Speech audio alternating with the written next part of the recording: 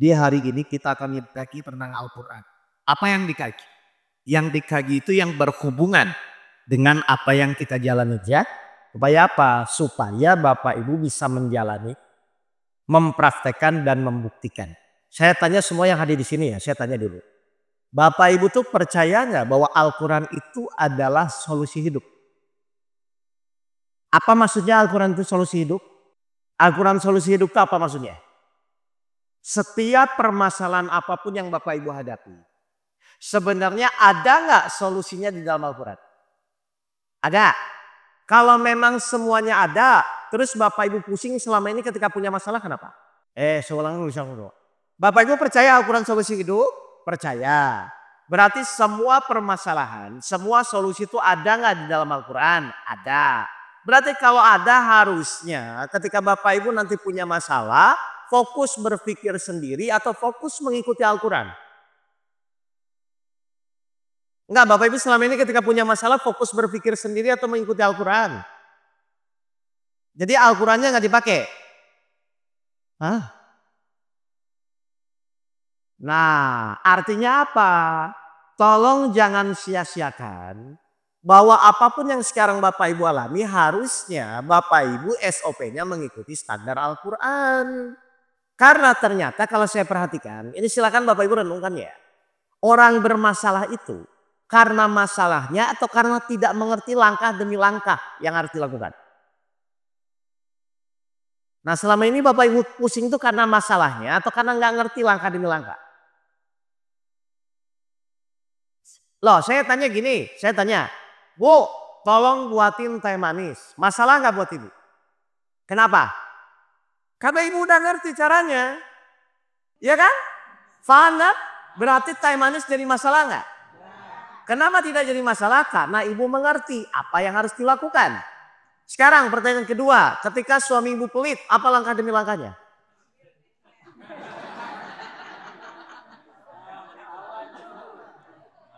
Paham ini Bapak ini? Ya kan? Artinya apa? Kesimpulannya sebenarnya tidak akan ada masalah ketika Bapak Ibu mengerti langkah demi langkahnya. Ya paham ya? Berarti sekarang yang akan kita bahas, yang akan kita kaji adalah apa yang akan kita lakukan ketika masalah datang. Langkah-langkah apa yang harus dilakukan sampai masalah itu terselesaikan. Saya tanya ya jujur nih, gak usah pakai ayat lah. Bapak Ibu percaya nggak ketika Bapak Ibu punya masalah, kalau mengikuti petunjuk selesai masalahnya? Semua permasalahan mau berat, mau ringan, mau kecil, kalau Bapak Ibu mengikuti petunjuk selesai nggak masalahnya? Berarti yang jadi masalah tuh masalahnya atau karena tidak mengikuti petunjuk?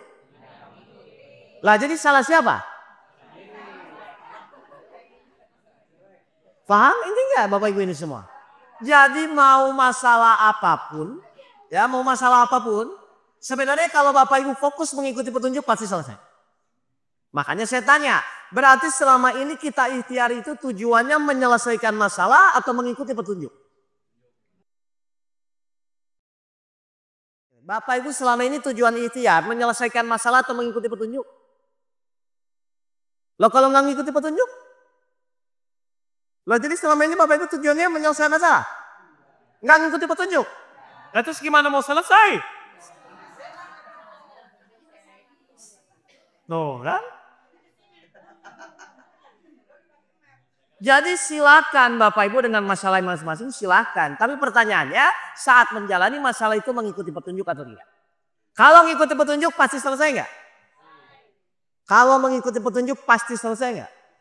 Kalau pasti yang dikhawatirkan apa? Berarti Bapak Ibu khawatir selama ini kenapa?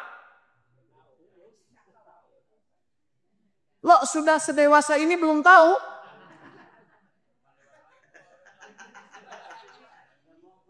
Oh ngerti gak ini Bapak Ibu nih? Jadi sebenarnya tidak ada yang namanya masalah kalau Bapak Ibu mau mengikuti petunjuk.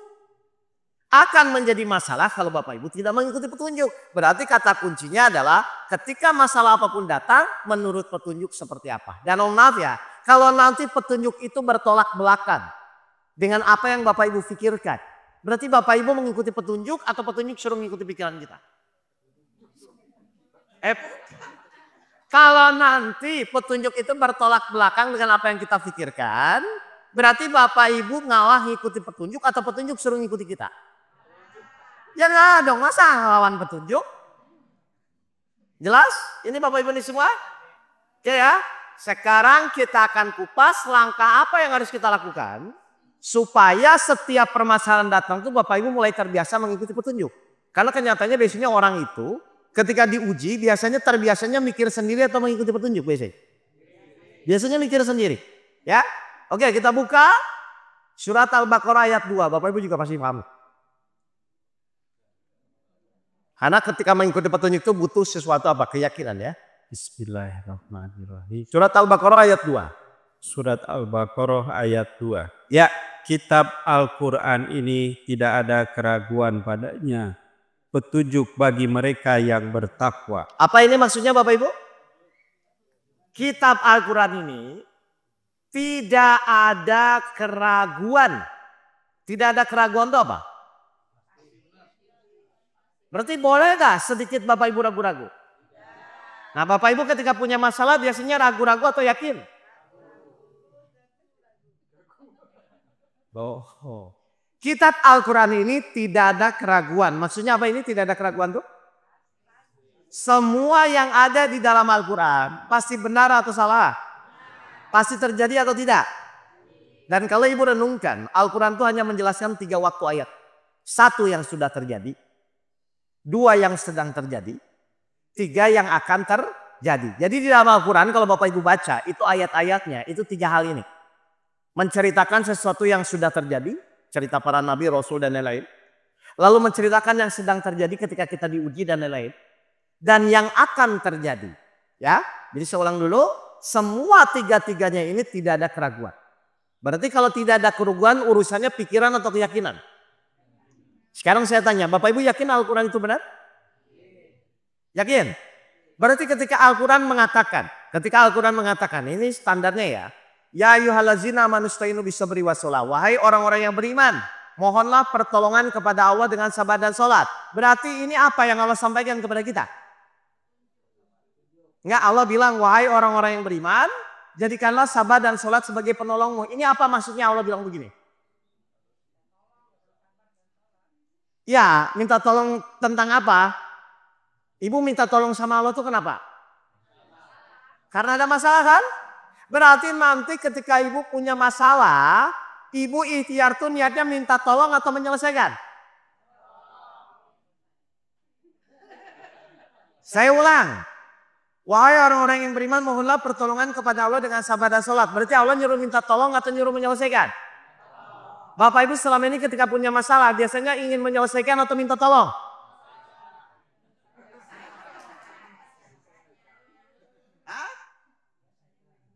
Biasanya menyelesaikan atau minta tolong?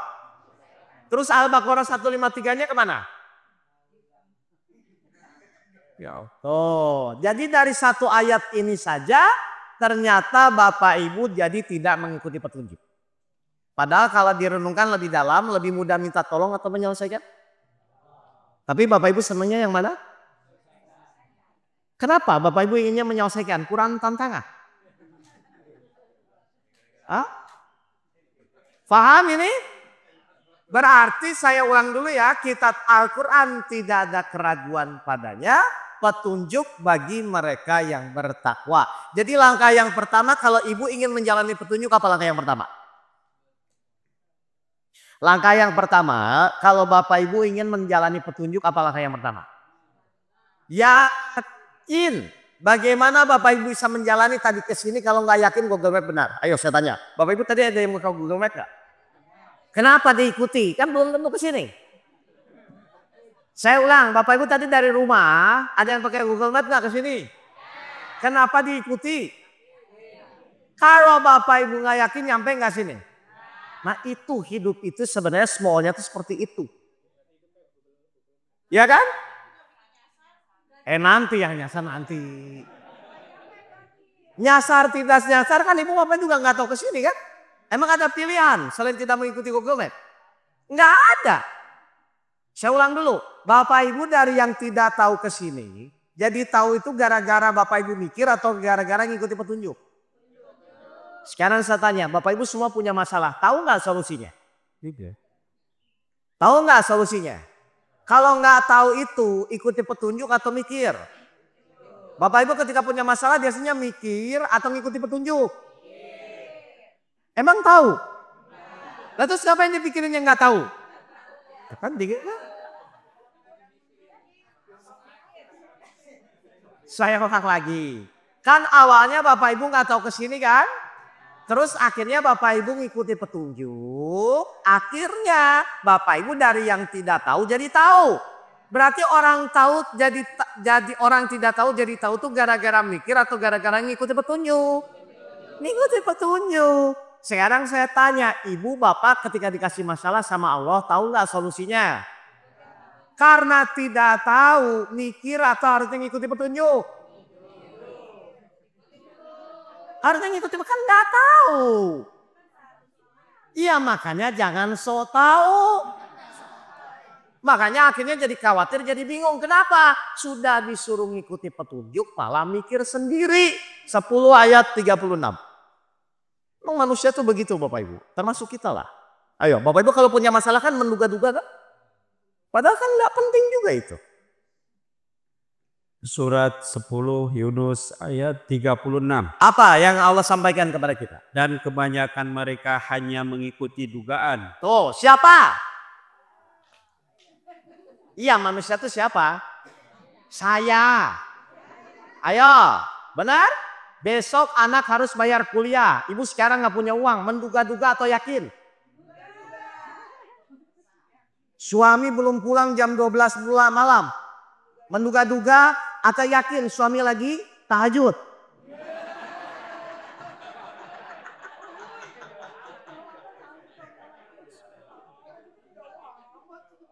Loh, saya gimana? Karena menduga-duga itu bebasnya.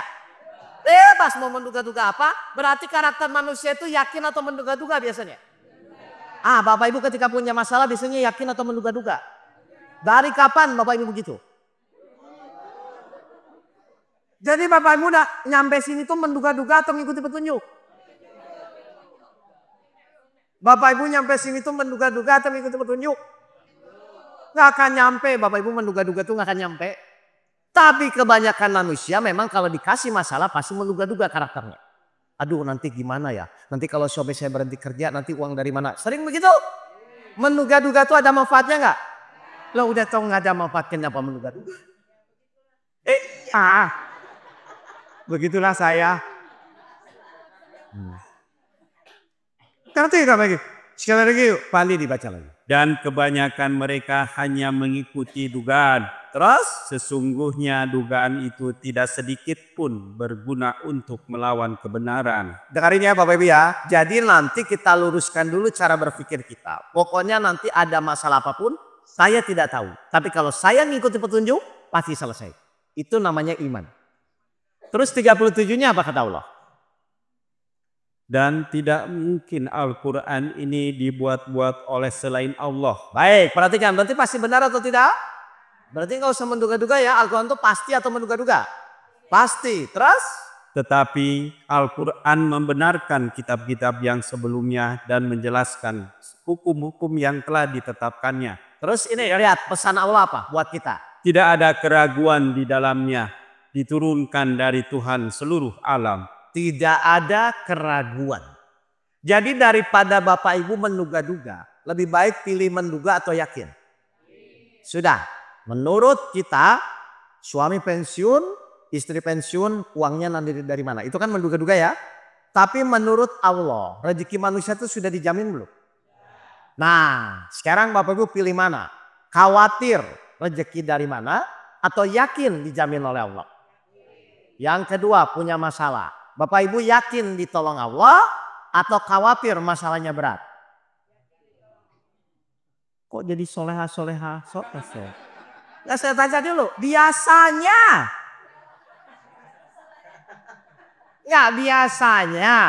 Ibu tuh kalau misalnya dikasih masalah, yakin ditolong Allah atau berpikir berat masalahnya?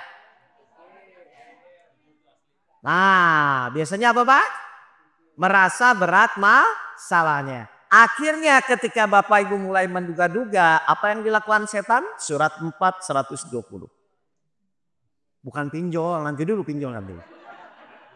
Ketika Bapak Ibu sudah mulai ragu kepada apapun yang Allah janjikan dalam Al-Quran, maka setan akan masuk dari sini. Bapak Ibu harus paham ya nih. Surat 4 An-Nisa ayat 120. Apa kata Allah? Setan itu memberikan janji-janji kepada mereka dan membangkitkan angan-angan kosong pada mereka. Padahal setan itu hanya menjanjikan tipuan belaka kepada mereka. Nanti kamu akan sulit, nanti uangnya dari mana, anak masih kecil-kecil, biaya dari mana. Ternyata setan itu selalu membisikkan kekhawatiran ketika Bapak Ibu mulai menduga-duga pikirannya. Akhirnya yang muncul bukan pertolongan, tapi apa? Teguran dari Allah, Allah biarkan Bapak Ibu menderita. Berarti orang menderita itu salah siapa? 10 ayat 44. Silakan.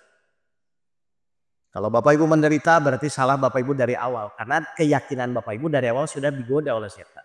10 Yunus ayat 44. Coba kita lihat. Ketika Bapak Ibu menderita itu salah siapa? Sesungguhnya Allah tidak menjolimi manusia sedikit pun. Terus tetapi manusia itulah yang menjolimi dirinya sendiri. Disuruh mengikuti petunjuk malah menduga-duga. Disuruh minta tolong malah ingin menyelesaikan. Disuruh yakin malah jadi ragu-ragu. Berarti kesalahan kita selama ini adalah secara tidak sadar kita kurang mempraktekkan, membiasakan diri mengikuti Al-Quran. Ya, padahal mohon maaf ya Bapak Ibu, Al-Quran itu untuk mempermudah atau mempersulit? Padahal Bapak Ibu pun ingin mudah atau sulit? Bapak Ibu ingin mudah. Allah pun menurunkan Al-Quran supaya Bapak Ibu mudah. Terus kenapa Bapak Ibu nggak ikuti saja? Halo? Iya, setan pasti ganggu. Masa setan ngehibur? Pasti ganggu setannya. Cuma maksud saya, setan itu bisa memaksa atau pilihannya di kita. Kan setan cuma ngajak. Bapak Ibu ikut atau tidak, kan begitu ya? Kira-kira kalau diajak setan, Ibu biasanya mau atau tidak? Jujur. 20 ayat 2, Al-Quran itu diturunkan untuk memudahkan di dalam proses perjalanan hidup manusia. 20 Toha ayat 2. Kita lihat apa menurut Al-Quran. Kami tidak menurunkan Al-Quran ini kepadamu Muhammad agar engkau menjadi susah. Jelas Bapak ini? Jadi tujuan Allah menurunkan Al-Quran supaya kita mudah atau susah? Berarti menyelesaikan masalah itu mudah atau sulit? Merubah manusia, merubah orang, merubah suami mudah atau sulit?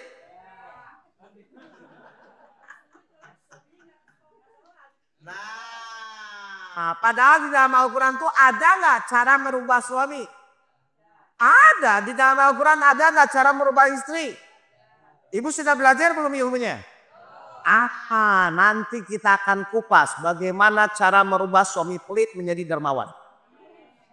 Bagaimana merubah istri cerewet jadi istri soleha. Ya, yang dirubah akhlaknya ya Pak, bukan istrinya. Pak, kita akan mengupas itu. Ya, jadi ternyata di dalam Al-Quran itu komplit Bapak Ibu. Apapun permasalahan yang Bapak Ibu hadapi, insya Allah ada di dalam Al-Quran. Ya, baik kalau gitu kita akan mulai dari mana? Dimulai dari surat 16 ayat 89. Silahkan.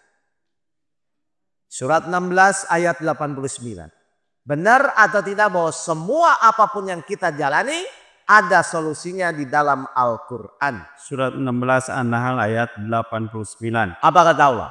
Dan ingatlah pada hari ketika kami bangkitkan pada setiap umat seseorang saksi atas mereka dari mereka sendiri. Dan kami datangkan engkau Muhammad menjadi saksi atas mereka. Dan kami turunkan kitab Al-Quran kepadamu untuk menjelaskan segala sesuatu. Kami turunkan kitab Al-Quran kepadamu untuk menjelaskan segala sesuatu. Segala itu apa Bapak Ibu? Berarti semua apapun yang Bapak Ibu lakukan ada nggak solusinya dalam Al-Quran? Ada. Jadi Bapak Ibu nggak usah ngada-ngada sulit, susah, nggak ada. Selama Bapak Ibu mau mengikuti Al-Quran, selesai masalahnya. Berarti pertanyaan saya, kenapa masalah kita nggak selesai-selesai? Tidak mengikuti Al-Quran. Padahal Bapak Ibu tiap sholat di Al-Fatihah selalu minta jalan yang apa? Supaya apa Bapak Ibu ingin jalan yang lurus itu apa? Jalan yang lurus itu apa? Jalan yang lurus itu apa? Mengikuti petunjuk Allah. Kalau jalan yang sesat? Bukan setan, mengikuti hawa nafsunya sendiri. Karena di dalam hidup itu pilihan manusia itu cuma dua. Mengikuti petunjuk Allah atau mengikuti hawa nafsunya. Cuman itu Pak. Saya tanya, menurut Al-Quran, kalau kita dapat masalah, kita tuh disuruh sabar atau ingin cepat selesai? Menurut Al-Quran, kalau kita punya masalah, kita tuh disuruh sabar atau cepat selesai? Bapak Ibu selama ini ketika punya masalah ingin sabar atau ingin cepat selesai? Kayaknya apa? Nah, padahal menurut petunjuk selesai, ingin cepat selesai atau ingin sabar harusnya? Yang kedua, menurut Al-Quran, kalau kita dizolimi orang, kita terima dengan ikhlas atau sakit hati? Benar.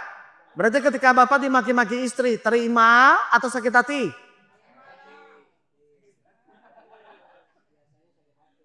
Nah, jadi ternyata apa? Ternyata sekarang pelajarannya adalah bagaimana menyesuaikan hawa nafsu kita dengan petunjuk Allah. Kan sebenarnya yang membuat Bapak Ibu sulit menjalani petunjuk itu kan karena hawa nafsu Bapak Ibu kan? Betul nggak? Karena dasarnya manusia itu apa dasarnya? Dasarnya manusia apa? 18 ayat 54. Dasarnya manusia Pak. Dasar. Bapak Ibu diciptakan oleh Allah. Dasarnya tuh ini Pak. Berarti jadi Bapak Ibu jangan kaget ya. Dasarnya manusia itu tuh 18 ayat 54. Dan sesungguhnya kami telah menjelaskan berulang-ulang kepada manusia dalam Al-Quran ini dengan bermacam-macam perumpamaan. Dikasih tahu berulang-ulang dengan perumpamaan cerita para nabi, para rasul, para sahabat terus. Tetapi manusia adalah memang yang paling banyak membantah. Siapa? Jadi dasarnya manusia itu taat atau ngeyel? Ya. Kok Bapak Ibu tahu?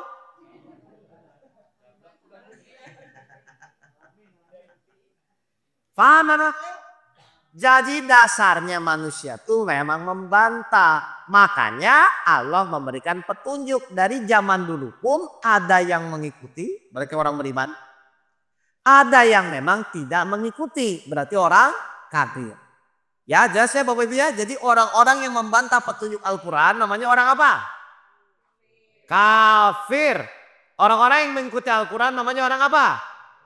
Beriman. Jadi orang beriman itu mengikuti Al-Quran, orang kafir itu mengikuti pikiran sendiri, tidak mengikuti petunjuk Al-Quran.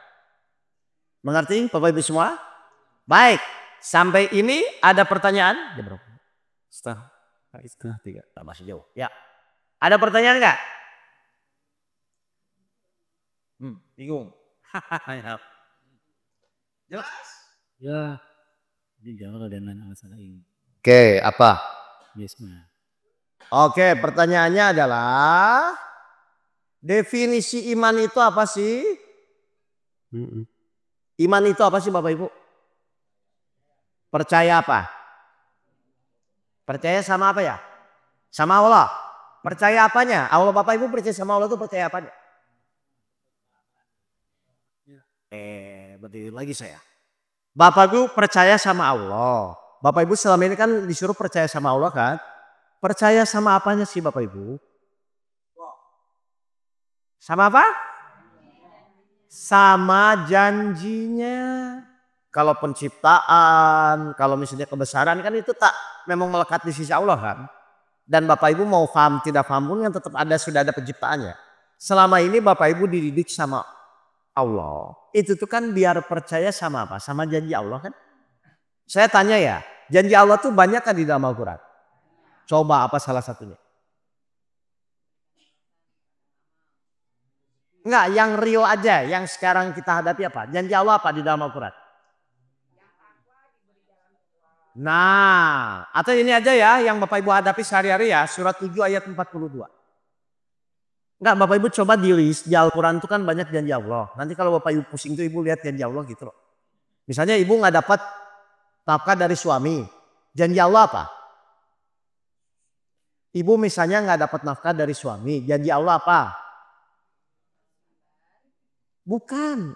Ibu nggak dapat nafkah, kan logikanya suami itu harus ngasih nafkah. Terus suami misalnya anggaplah sedang kesulitan, ibu nggak dapat nafkah. Janji Allah kepada orang itu apa saat urusan rezeki apa? Dari arah tidak sangka-sangka. Bagi siapa? Bagi yang emosi atau yang ikhlas? Ketika suami ibu ngasih nafkah, biasanya emosi atau ikhlas? Atau dapat yang tidak disangka-sangkanya dari mana kalau begitu?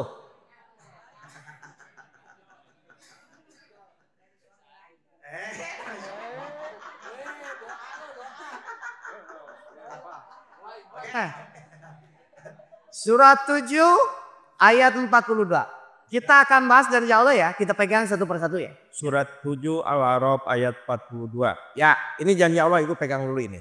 Dan orang-orang yang beriman serta mengerjakan kebajikan, kami tidak akan membebani seseorang melainkan menurut kesanggupannya. Ini janji bukan?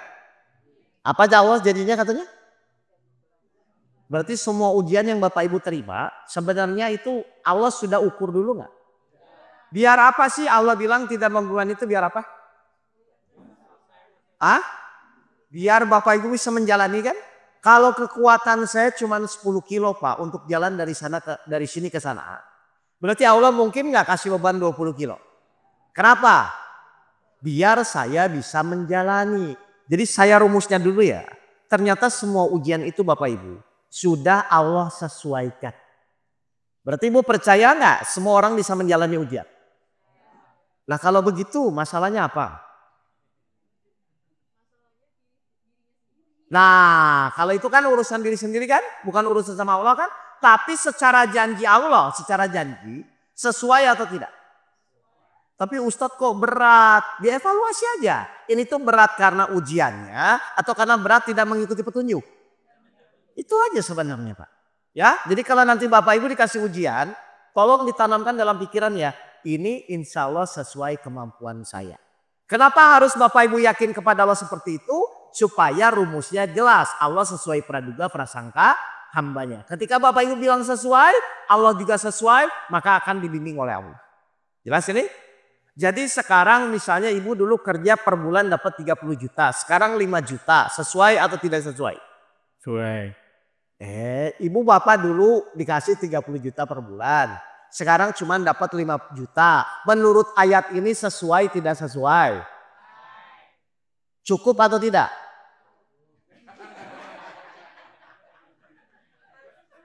Saya udah giring-giring ini. Coba kita sedikit berpikir ya. Menurut Bapak Ibu rezeki itu sistemnya menurut Allah. Banyak sedikit atau lapang sempit? Rezeki itu sistemnya banyak sedikit atau lapang sempit?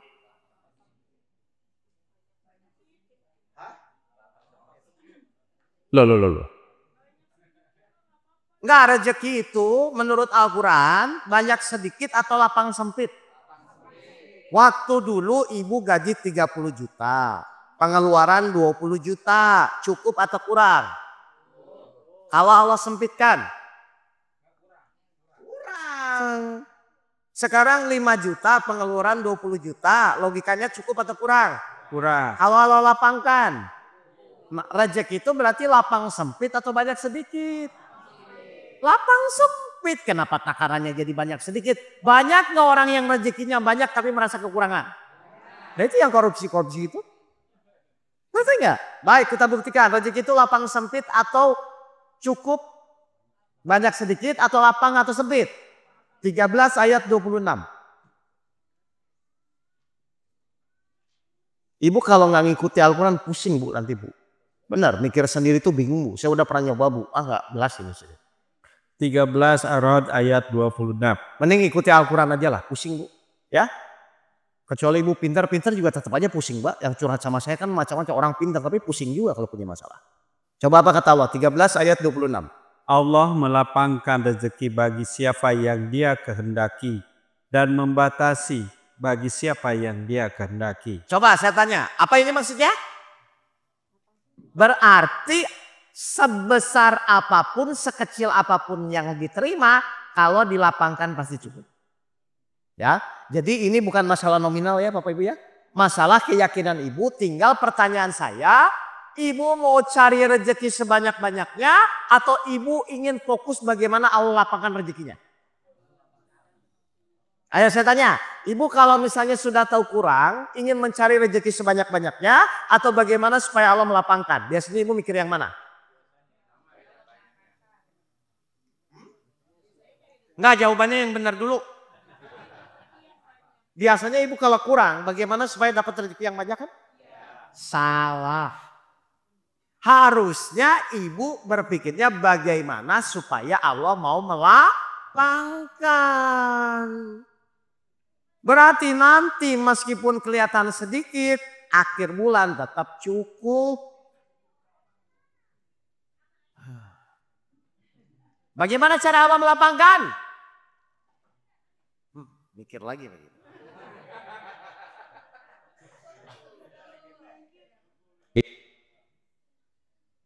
Kursi dong. Kursi yang tadi. Saya ulang, bagaimana cara Allah melapangkan? Loh kita sekarang fokus gitu. Kalau ibu rezekinya sekarang sempit, kalau ibu rezekinya kurang banyak, berarti kan fokusnya sekarang bagaimana agar Allah melapangkan kan? Bukan bagaimana cari cara agar dapat sebanyak mungkin kan? Karena ternyata banyak pun kalau Allah sempitkan cukup atau kurang? Kurang. Berarti sekarang pertanyaannya gimana caranya agar Allah melapangkan? Kira-kira ada nggak di dalam Al-Quran? Terus kenapa ibu nggak belajar itu? Padahal pentingnya masalah lapang rezeki. Terus kenapa nggak belajar itu? Sudah sedewasa ini belum tahu.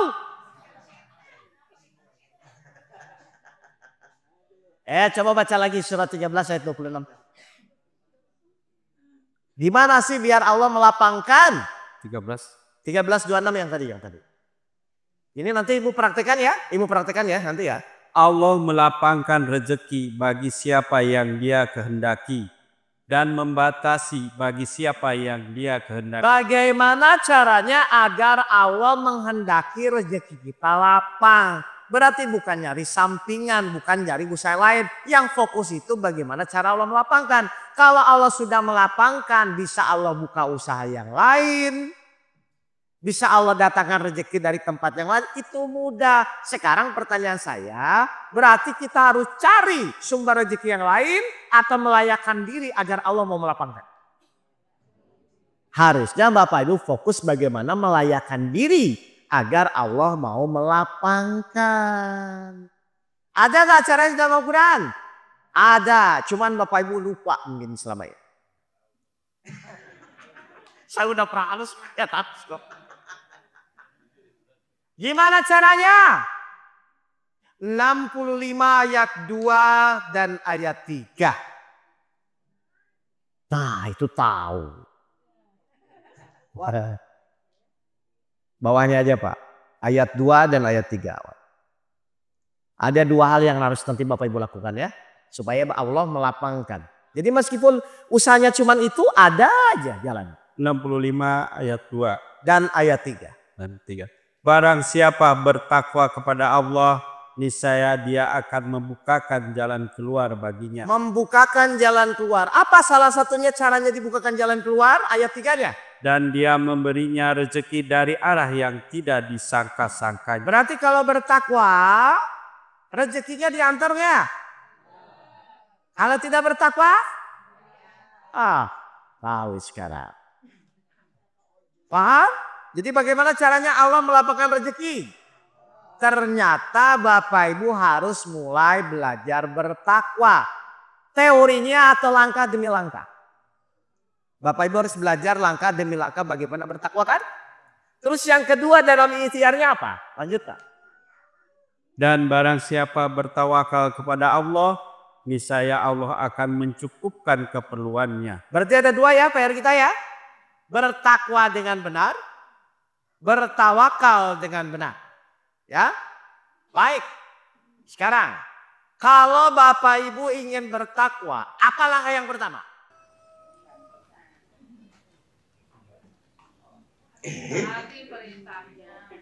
Ya itu definisinya. Kalau Bapak Ibu ingin bertakwa, langkah pertama apa?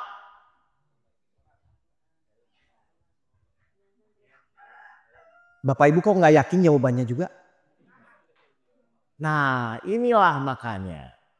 Akhirnya Al-Quran itu menjadi sebagai hanya bacaan. Padahal Bapak Ibu akan merasakan ayat-ayat Al-Quran itu benar. Kalau sekedar dibaca atau dipraktekkan. Dipraktekkan. Allah bilang barang siapa bertakwa kepada Allah, niscaya Allah bukakan jalan keluar. Bagaimana caranya? Dia akan memberikan rizki dari arah yang tidak disangka-sangka. Ya, berarti urusan rezeki itu urusan keyakinan atau kepikiran? Hah? Bapak Ibu kalau urusan rezeki biasanya yakin atau mikir? Kok saya curiga jawabannya ya? Coba. Bapak Ibu kalau urusan rezeki biasanya yakin atau mikir? Ya, biasanya mikir. Mikir dari arah yang tidak disangka-sangka, begitu? Coba saya tanya, dari arah tidak disangka-sangka itu kepikiran atau tidak? Terus kenapa dipikirkan? Urusan rezeki itu bukan urusan pikiran. Urusan rezeki itu urusan keyakinan. Makanya kalau Bapak Ibu ingin bertakwa, apa langkah pertama? Al-Baqarah ayat 2 dan ayat 3. Tidak, kitab Al-Quran ini tidak ada keraguan padanya. Petunjuk bagi mereka yang bertakwa. Petunjuk dulu baru bertakwa atau bertakwa dulu baru petunjuk? Coba baca lagi. Ibu konsentrasi dulu bentar. Kalau mau tidur nanti sebentar lagi. Ya saya ngerti ini ngantuk kan. Coba. Kitab Al-Quran ini tidak ada keraguan padanya. Petunjuk bagi mereka yang bertakwa. Petunjuk dulu baru bertakwa atau bertakwa dulu baru petunjuk? Bertakwa dulu baru nanti dapat petunjuk. Siapa orang yang bertakwa? Ayat 3-nya. Yaitu mereka yang beriman kepada yang goib. Yaitu siapa? Orang. Itu bertakwa siapa yang pertama? Beriman kepada yang goib.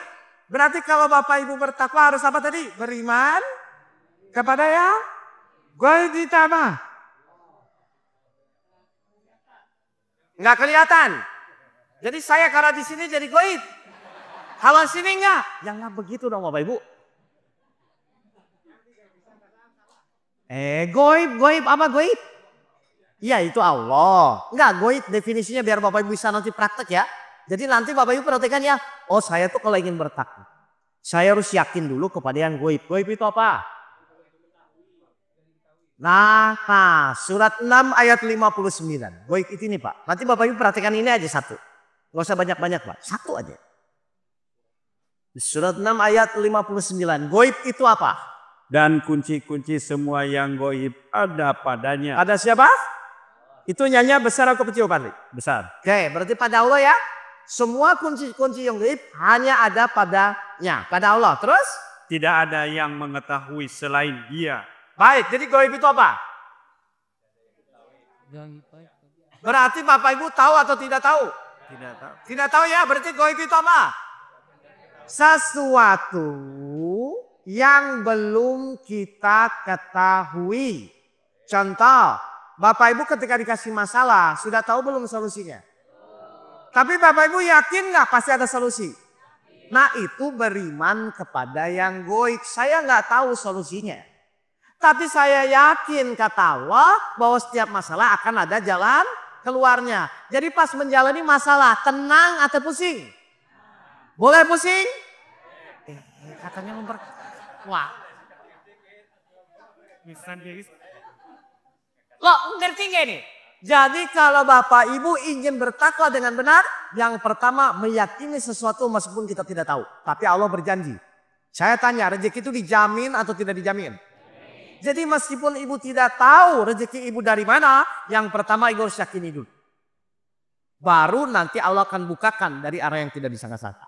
Ketika Bapak Ibu tidak punya uang, biasanya yakin atau pusing? Terus beriman kepada yang goibnya di mana? Tuh. Kan? Kalau pinjol berarti beriman kepada yang goib atau tidak? Tidak. Loh, harusnya kan pelajaran dasar ini Bapak Ibu paham. Jadi beriman kepada yang gaib itu apa? Meskipun saya tidak tahu, tapi ketika Allah berjanji di dalam Al-Quran, Bapak Ibu harus yakin. Azan? Belum. Azan? Belum ya? Oh, itu waktu Indonesia Timur ya? Jadi saya tanya, berarti sekarang kalau ingin bertakwa, tergantung siapa kalau begitu? Udah, Bapak Ibu kalau nggak tahu, nggak usah so tahu ya. Menurut Allah, oh saya pasti ditolong. Meskipun Bapak Ibu belum ditolong, Bapak Ibu yakin, saya pasti ditolong. Rezeki, Bapak Ibu nggak tahu. Tapi Allah bilang, rezeki dari arah yang tidak disangka. Berarti pasti Allah ngasih rezeki. Itu namanya beriman kepada yang gaib. Meskipun saya tidak tahu, tapi karena saya yakin kepada apapun yang Allah janjikan, pasti Allah bukakan jalan keluar. Dari mana? Saya nggak tahu. Tapi saya beriman kepada yang gaib. Niscaya Allah bukakan jalan keluar. Sama waktu kasus saya punya masalah dulu kan, saya kan bingung. Ini gimana cara menyelesaikan hutang? Uang dari mana? Akhirnya sudah saya yakin beriman kepada yang gaib, jalani, ternyata Allah buka. Jadi sebenarnya Allah itu menguji kemampuan kita atau akhlak kita di dalam menjalani ujian. Akhlak, Bapak Ibu beriman kepada yang gaib atau tidak? Jadi saya ulang, kalau Bapak Ibu tidak tahu berarti difikirkan atau diyakini? Berarti solusi itu difikirkan atau diyakini? Rezeki itu difikirkan diyakini? Awas kalau mikir-mikir lagi. Loh iya kan udah tahu caranya. Jadi tahu Bapak Ibu beriman itu apa? Keyakinan kita kepada janji Allah meskipun Allah belum menolong. Keyakinan janji kita kepada Allah meskipun Allah belum membukakan rezeki. Tapi karena kita beriman, kita yakin dan kita jalani. Sampai Allah membuktikan apapun yang Allah janjikan. Kira-kira kalau Allah sudah berjanji, pasti terjadi ya? Tahu dari mana?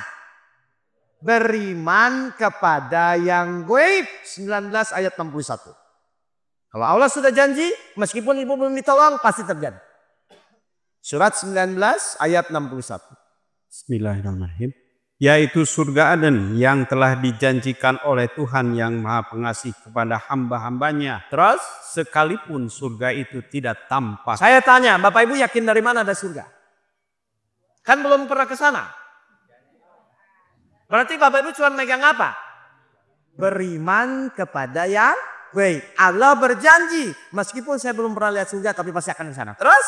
Sungguh janji Allah itu pasti ditepati. Berarti pasti akan terjadi? Nah makanya bertakwa itu yang pertama beriman kepada yang gaib. Meskipun saya tidak tahu. Meskipun saya belum ditolong. Tapi kalau Allah sudah berjanji saya yakini itu. Karena Bapak Ibu bisa menjalani hidup. Bisa tenang hanya memegang apa? Janji-janji Allah dalam Al-Quran. Jadi sebenarnya kalau Bapak Ibu mengikuti Al-Quran artinya pusing atau tenang. Padahal Bapak Ibu pun kalau saya tanya ingin pusing atau ingin tenang. Terus kenapa milih pusing terus Bapak Ibu? Hobi. Hah? Iya setan kan pasti ada. Betul? Kan gak mungkin setan kerjanya nyuci piring. Setan kerjanya apa? Menggoda kita. Dari mana? Setan menggoda dari mana? Surat 7 ayat 20. Ayo Bapak Ibu harus paham ini. Setan menggoda dari mana? Bisa sampai maju ini. Setan menggoda dari mana? Surat 7 Al-A'raf ayat 20. Perhatikan orang yang mikir-mikir. Kemudian setan membisikkan pikiran jahat kepada mereka. Setan menggoda dari mana? Pikiran nanti bagaimana? Nanti bagaimana? Istri saya kalau hilang bagaimana? Jadi saya ulang, kenapa Bapak Ibu harus yakin bukan mikir? Karena ketika Ibu memikirkan sesuatu yang tidak tahu setan masuk. Akhirnya panjang pikiran Bapak Ibu, nanti gimana ya? Nanti gimana uang dari mana? Saya berobat gimana nanti biayanya? Kan selalu begitu, anak-anak saya masih kecil. Kan begitu yang terjadi Pak. Dan Bapak Ibu terus mengikuti tanpa disadari. Jadi yang membuat khawatir itu selama ini sebenarnya siapa? Bisikan siapa? Nah saya tanya, Bapak Ibu tahu setan itu penipu? Terus kenapa ketipu terus? Kan aneh Bapak Ibu. Udah tahu setan itu nipu, Bapak Ibu ikut-ikutan terus. Disuruh yakin malah mikir, disuruh beriman kepada yang gaib malah sok tahu nyari-nyari. Saya tanya jujur lagi ya, Berarti Bapak Ibu nyampe ke sini tuh gara-gara so tahu atau gara-gara ngikuti petunjuk? Ya itu sama, beriman kepada yang gaib itu. Meskipun Bapak Ibu tidak tahu, tapi kalau petunjuknya bertakwa begitu ya jalani aja udah. Pasti terjadi kalau. Jadi saya tanya ya, sebenarnya masalahnya apa sih Bapak Ibu? Setan. Nyalahin setan terusnya. Nah, masalahnya apa Pak? Makanya Bapak Ibu disuruh mengendalikan hawa nafsu. Ya, di dalam Islam ada nggak cara mengendalikan hawa nafsu dalam 1 bulan? Ada. Bulan apa itu? Nah, Bapak Ibu tahu di bulan Ramadan itu Bapak Ibu harus apa? Mengendalikan hawa nafsu. Caranya berpuasa, caranya tarawih, kan begitu ya? Berarti selama sebulan itu Ibu belajar apa? Mengendalikan. Setelah Ramadan memuaskan lagi atau mengendalikan?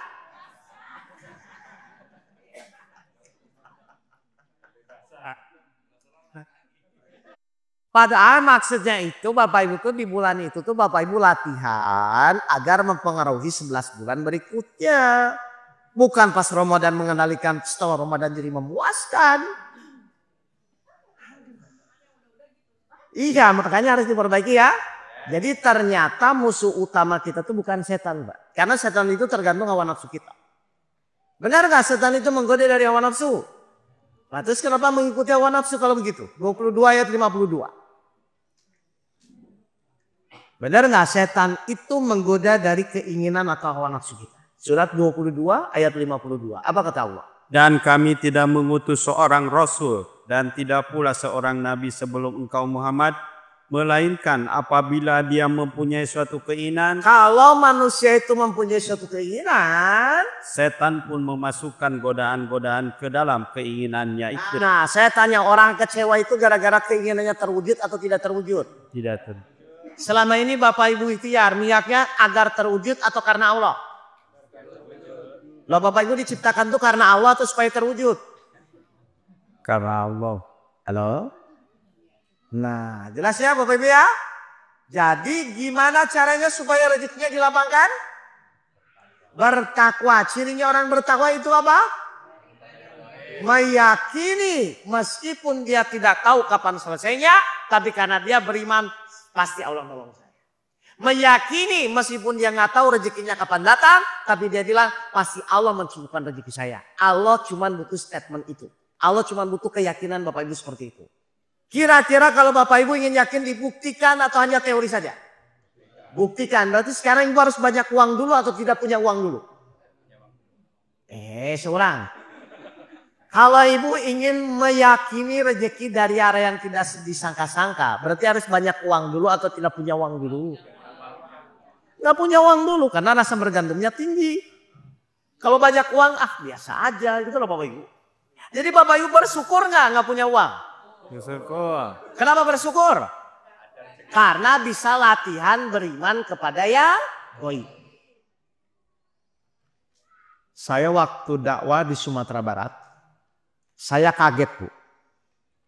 Kaget apa? Pas cek rekening, ternyata saldo saya tinggal puluhan ribu. Saya kaget, rekening saya pun kaget. 30.000 nih saya bilang. Diam aja saya mikir. Tapi kan setan memang terus masuk kan. Saya bilang sama Allah gini, nggak mungkin saya bilang. Ini pasti Allah cuma nguji saya yakin atau tidak. Ingat ya, semua ujian itu cuma ujian keyakinan mungkin. Nah, pas waktu itu pas hari Jumat. Dan saya itu kebiasaan saya. Pokoknya saya itu kalau nanti doa di antara 2 khutbah Jumat. Itu insya Allah biasanya dikabulkan. Itu kebiasaan saya Pak ya. Pokoknya saya bilang nanti kalau khutbah 2 Jumat. Saya meminta sama Allah. Ini saya nggak punya uang, repot ini saya bilang. Karena sore harus bayar apa dan lain-lain lah. Tapi saya nggak mikir itu. Kenapa? Karena saya beriman kepada yang gaib. Akhirnya Jumatan. Tapi niatnya Jumatan.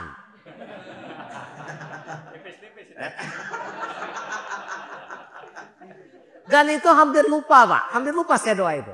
Karena niatnya ada Jumatan, ya udah Jumatan aja. Saya bilang saya Jumatan.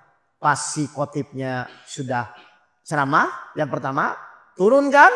Saya lagi ngantuk, iya saya berdoa, langsung saya mohon. Ya Allah, polos-polos saja. ini gimana ya Allah? Rekening tinggal 30.000. Tapi saya yakin ini ujiannya bukan masalah rekeningnya. Tapi keyakinan saya beriman kepada yang gaib atau tidak. Dan engkau bisa memberikan rezeki dari hari yang tidak disangka-sangka. Bayangkan, saya udah mikir gitu, tapi masih aja nyangka-nyangka. Nanti dari mana ya? Gitu. Padahal kan saya udah tahu darinya. Itu pelajaran saya itu pelajaran itu. Iya kan? Bukan dan gimana kita. Nggak, artinya meskipun Bapak Ibu tahu ayatnya rezeki dari yang tidak disangka-sangka. Tapi muncul nggak pikirannya kadang-kadang dari mana? Nah, ketika Ibu menebak-nebak itu kan akhirnya keyakinan berkurang. Makanya dikunci di situ Pak. Udah, saya nggak tahu. Jadi waktu itu saya dipancing sama setan itu untuk berpikir apa yang harus dilakukan, apa yang harus dilakukan. Waktu itu saya berpikir begitu. Tapi saya kan tegar bahwa saya pokoknya tugas saya dalam meyakini apapun yang Allah janjikan dan saya tidak tahu nanti Allah dari mana. Kadang-kadang kan kepancing Pak. Tapi dari mana ya jalannya? Kan itu kepancing biasanya. Dan itu nggak masalah, itu proses latihannya Bapak Ibu ya. Karena ternyata memang untuk beriman kepada yang gaib ini perlu proses latihan. Tapi kalau Bapak Ibu tidak sadar dari sekarang mau kapan gitu Pak. Nah, pas psikotit turun, lalu saya mohon ya Allah, tolong tunjukkan. Saya tidak punya uang, tapi saya yakin bahwa engkau bisa memberikan rezeki dari orang yang tidak disangka-sangka kepada siapa? Kepada orang-orang yang beriman kepada yang gaib. Jadi yang saya pegang itu cuma itu. Jadi saya benar-benar praktekkan ayat itu. Nah, udah selesai Jumatan, saya pulang. Nah, alhamdulillah pas pulang itu saya dibuat tidur. Kan nggak mikir nanti. Kalau nggak tidur kan dari mana nih? Otak kan tadi takutnya muncul gitu loh. Nah, apa? Pas jam 6.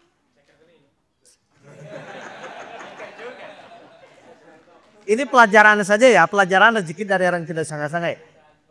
Pas jam 6, betul. Tiba-tiba jamaah saya info, Ustadz bonusnya keluar.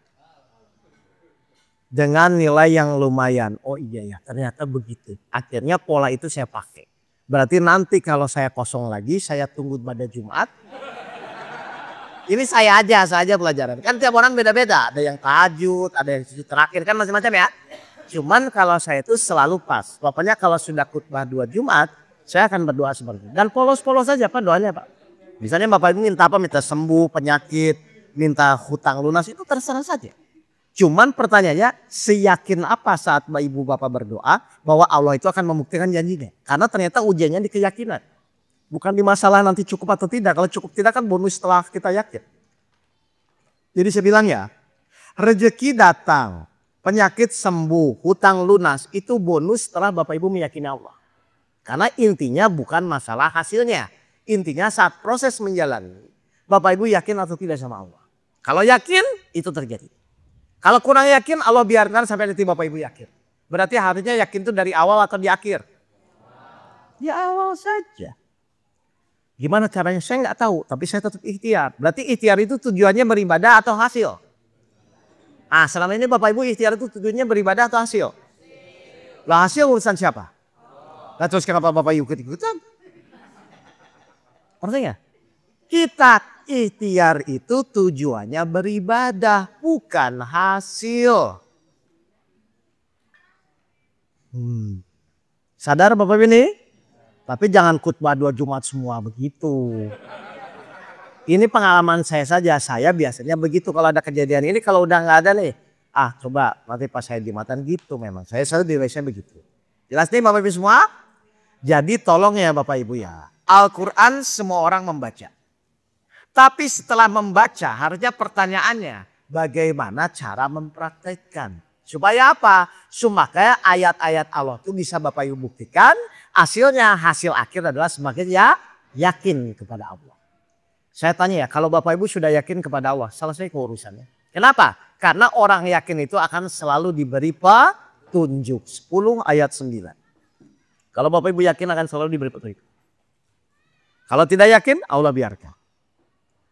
Surat 10 ayat 9. Apa kata Allah? Sesungguhnya orang-orang yang beriman dan mengerjakan kebajikan niscaya diberi petunjuk oleh Tuhan karena keimanannya. Ingat ya, semakin Bapak Ibu yakin dalam menjalani hidup, semakin mudah Allah akan memberikan petunjuk kepada Bapak Ibu. Semakin ragu-ragu, semakin khawatir, semakin sulit Bapak Ibu akan mendapatkan petunjuk dari Allah. Padahal masalah selesai tidak selesai itu bukan karena ikhtiar, tapi karena mengikuti petunjuk. Jadi ikhtiarlah sesuai dengan petunjuk.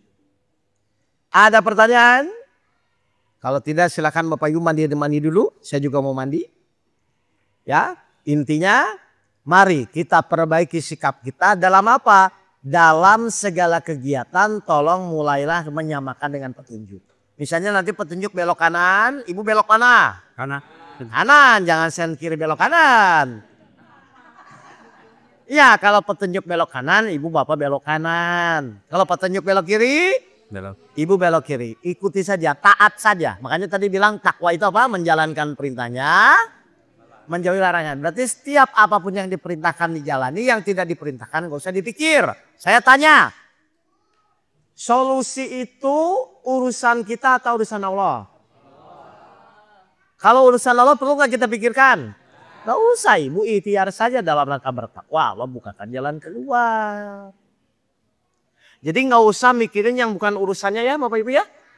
Kan urusan Bapak Ibu juga udah ada banyak. Masa mikirin urusan Allah? Hasil itu urusan siapa? Perlu gak dipikirkan? Berarti tugas kita menentukan hasil atau menerima hasil? Kalau menerima berarti ada gak orang kecewa? Nah Ibu kecewa kenapa? Menentukan hasil. Salah ya? Hasil itu urusan Allah. Urusan kita adalah menerima hasil. Jelas? Baik, kalau sudah jelas silahkan. Oh ya silahkan Bu. Ya. Bagaimana biar iman tidak naik turun? 23 ayat 1 dan ayat 2. Ibu nanti perbaiki itu ya. Tadi diajarin nggak? Belum ya? Ya Ibu yang belum belajar nanti belajar ya. 23 ayat 1 sampai 3. Sampai 2. Bagaimana agar iman kita stabil? Sungguh beruntung orang-orang yang beriman. Siapa orang-orang yang beriman? Yaitu orang yang khusyuk dalam sholatnya. Ibu nanti belajar sholat khusyuk ya. Ibu sudah belajar belum sholat khusyuk? Belum ya? Oh nanti yang belum belajar sholat khusyuk nanti belajar ya. Nanti saya 10 menitan lah nanti saya aja. Jadi ternyata menstabilkan keimanan itu salah satu caranya Bu dengan khusyuk dalam sholat. Mohon maaf Ibu ketika sholat pikirannya fokus atau jalan-jalan? Dari kapan? Ya nanti belajar sholat khusyuk dulu ya. Menstabilkan keimanan itu ternyata lewat sholatnya. Makanya kalau Bapak Ibu imannya naik turun cek aja dari sholatnya. Pasti keganggu di sini. Ada lagi? Baik kalau tidak ada lagi. Mandi dulu ya. Saya juga mau mandi. Sampai ketemu lagi. Pokoknya di sini kegiatannya apa? Ngaji, makan, tidur. Iya. Ngaji.